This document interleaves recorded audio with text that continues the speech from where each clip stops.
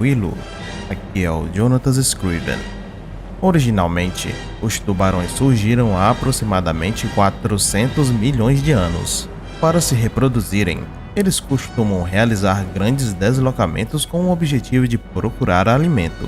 Devido a este esforço, é gerado um grande prejuízo energético e para minimizar esta perda, eles se alimentam sempre quando o suprimento é disponível. Assim, este apetite voraz faz com que se alimentem até de animais em estágio de decomposição. São carnívoros por natureza, devorando aves, mamíferos marinhos e até humanos. E neste vídeo, iremos conhecer o pior ataque de tubarões a humanos da história. O navio USS Indianapolis havia entregado os componentes cruciais da primeira bomba atômica operacional em uma base naval americana na ilha de Tinian, no Pacífico. Em 6 de agosto de 1945, a arma arrasaria Hiroshima. 28 de julho de 1945. Neste dia, o Indianapolis partiu de Guam, sem escolha, para juntar-se com o navio de guerra USS Idaho, no Golfo de Leyte, nas Filipinas, a fim de se preparar para a invasão do Japão. O dia seguinte foi tranquilo, com o Indianapolis navegando a cerca de 17 nós, portando ondas de 5 a 6 metros num Pacífico aparentemente interminável. Com o pôr do sol abraçando o navio, os marinheiros jogavam cartas e liam livros. Alguns conversavam com Thomas Conway, o capitão do navio. Mas a tranquilidade logo terminaria. Pouco depois da meia-noite, um torpedo japonês atingiu o Indianapolis a este bordo, levantando os quase 65 metros de proa do navio para fora d'água e incendiando um tanque contendo 3.500 litros de combustível de aviação.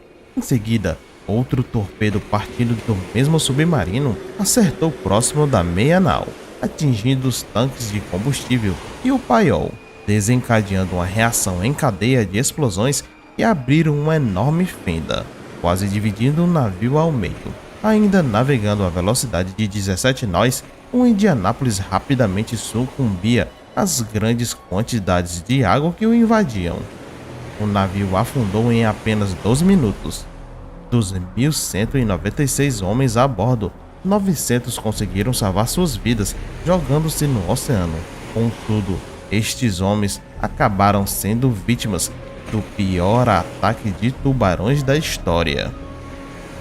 Quando o sol nasceu em 30 de julho, os sobreviventes numa tétrica coreografia pareciam bailar sobre as águas do Pacífico. Os botes salva-vidas eram escassos, os vivos em busca de coletes salva-vidas para os que não tinham nenhum. Procuravam pelos mortos que flutuavam entre os escombros. Os que escaparam da morte começaram a formar grupos, uns pequenos, outros com mais de 300 marinheiros, todos à deriva em mar aberto. Logo eles estariam lutando contra a exposição ao sol, contra a sede e contra os temidos tubarões. As feras foram atraídas pelo som das explosões, pelo naufrágio do navio e pelo sangue dos mortos e feridos, que coloria o oceano, formando um grotesco mosaico de vermelho e azul. Embora muitas espécies de tubarões vivam em águas abertas, nenhuma é considerada tão agressiva quanto o galha branca oceânico. Os relatórios dos sobreviventes do Indianapolis indicam que os tubarões tendiam a atacar as vítimas vivas perto da superfície da água, levando os historiadores a crer que a maioria dos ataques veio dos galhas brancas. Na primeira noite, os tubarões voltaram-se para os mortos, que flutuavam à mercê das ondas. Porém, a luta pela sobrevivência só atraía mais e mais galhas brancas, que podiam sentir os movimentos dos sobreviventes através de um recurso biológico conhecido como linha lateral. Ao longo dos corpos desses animais, existem receptores que captam as mudanças na pressão e no movimento da água, mesmo a centenas de metros de distância. Quando os tubarões passaram a atacar os vivos, especialmente os feridos com sangramentos, os marinheiros tentaram impor uma quarentena, e afastando de qualquer companheiro com uma ferida aberta. e quando alguém morria, eles empurravam o cadáver para longe, sacrificando o corpo do amigo para se manterem longe da mandíbula de um tubarão. Muitos sobreviventes ficaram paralisados de medo, incapazes até de comer ou beber das poucas rações que tinham salvado do navio. Um grupo de sobreviventes cometeu o erro de abrir uma lata de fiambre, mas antes que eles pudessem sentir o gosto, o cheiro da carne atraiu um enxame de tubarões para perto deles. Eles se livraram de suas rações de carne ao invés de arriscar uma disputa com as bestas. Os tubarões saciaram-se por dias, sem nenhum sinal de resgate para os desafortunados homens. A inteligência da Marinha Americana havia interceptado uma mensagem do submarino japonês que torpedearam em Indianápolis, no qual os nipônicos relatavam como tinham afundado um navio de guerra americano ao longo da rota seguida pelo Indianápolis. Mas a mensagem foi considerada como sendo um truque para atrair os barcos salva-vidas americanos a uma emboscada.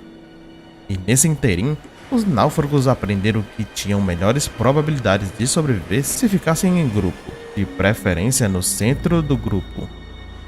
À medida que os dias se passavam, muitos sobreviventes sucumbiam ao calor e à sede, ou sofriam alucinações que os levavam a beber água do mar, uma sentença de morte por envenenamento de sal. Aqueles que assim saciaram a sede caíram na loucura, espumando pela boca, inchando a língua e os lábios, transformando-se em figuras macabras que ainda davam mais terror no coração daqueles que lutavam contra a morte.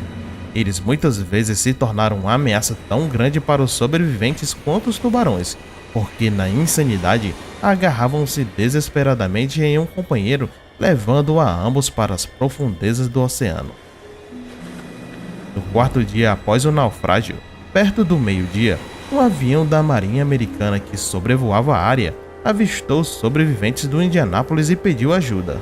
Poucas horas depois, um hidroavião comandado pelo tenente Adrian Marks chegou ao local com botes e suprimentos para os sobreviventes.